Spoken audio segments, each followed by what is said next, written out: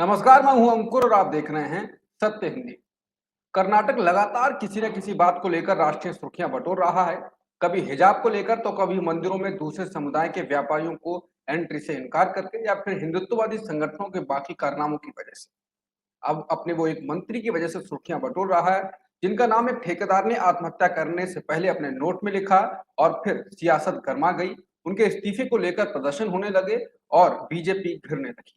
मंत्री का नाम है के एस ईश्वरप्पा।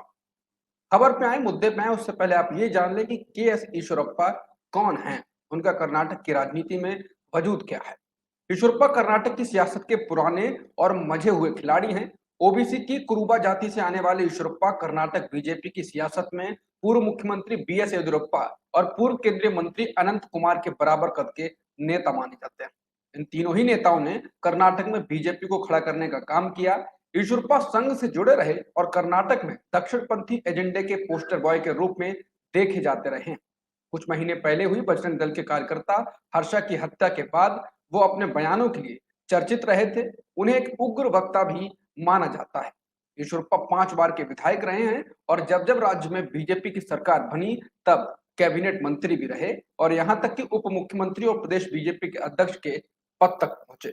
2019 से 2021 के बीच जब येदियुरप्पा कर्नाटक के मुख्यमंत्री थे तो ईश्वरप्पा ने उनके खिलाफ मोर्चा खोल दिया था। कहा जाता है कि येदियुरप्पा के कामकाज को लेकर ईश्वरप्पा ने ही कुछ बातें प्रधानमंत्री और बीजेपी नेतृत्व तक पहुंचाई थी। साल 2012 में ईश्वरप्पा के घर से नोट गिनने की मशीन मिली थी और इसे लेकर तब कर्नाटक की सियासत में खूब बवाल हुआ था। ईश्वरप्पा तब राज्य के उप मुख्यमंत्री थे। ईश्वरप्पा और उनके परिवार पर साल 2012 में अकूत संपत्ति जमा करने के आरोप लगे थे। ईश्वरप्पा एक बड़े व्यवसायी हैं और उनके कई शिक्षण संस्थान हैं। औद्योगिक घराने, फैक्ट्री और ऑटोमोबाइल शोरूम भी शिवामोगा जिले में हैं। ये तो रही मंत्री ईश्वरप्पा का ब्यौरा, जिससे आपको समझ में आ गया होगा कि कर्नाटक की राजनीति में इनका कद क्या है, ये कितने बड़े नेता हैं, किस प्रकार के नेता माने जाते हैं। अब आते हैं आज की खबर क्या है। दरअसल कर्नाटक में कॉन्ट्रैक्टर संतोष पाटिल के द्वारा आत्महत्या करने के बाद राज्य की बीजेपी सरकार लगातार मुश्किल में घिरती जा रही है। कैबिनेट मंत्री के एस येदियुरप्पा के इस्तीफे की मांग को लेकर कांग्रेस ने भी मोर्चा खोल दिया है। तो राज्य के कॉन्ट्रैक्टर एसोसिएशन ने तमाम गंभीर आरोपों की बौछार कर दी है। खबर कॉन्ट्रैक्टर एसोसिएशन को लेकर आज है।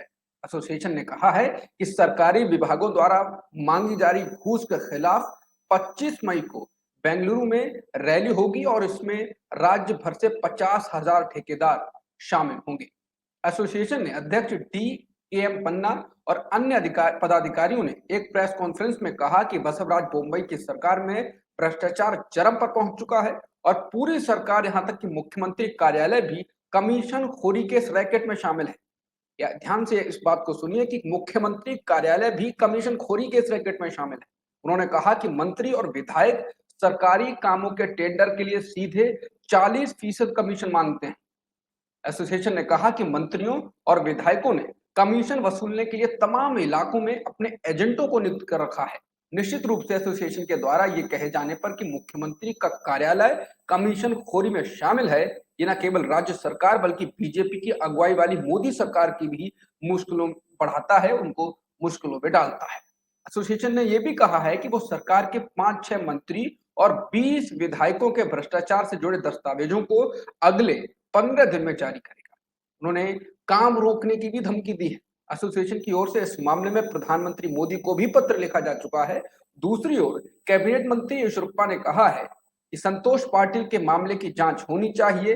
पाटिल ने सुसाइड नोट में येदियुरप्पा को जिम्मेदार बताया था।